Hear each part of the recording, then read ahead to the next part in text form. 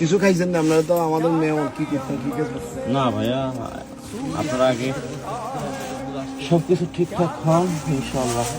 তারপরে আপনারা আসছেন কিছু, আপনারা তো আমাদের মেয়ে মনে এখন তো আসলে একদম যে কোনো টাইমে ইনশাল্লাহ চলে যাবেন, যে কোনো টাইমে আসুন নিগুন আছে, 2 বের করে খাওয়ারও দিচ্ছে। এই বাড়ির মালিক আপনি না ভাইয়া? জি আলহামদুলিল্লাহ, আল্লাহ আপনাদেরকে হেফাজত করে, যেখান থেকে আসছেন দোয়া করি আল্লাহ আপনাদের না দিছে মামা 2 বের করে দিয়েছি। আজকে বিল্ডিং কিছুই নেই মামা, আমারে খুব কষ্ট করে নিয়ে দিয়েছি, ওয়াইফেরও দিয়ে এসছি।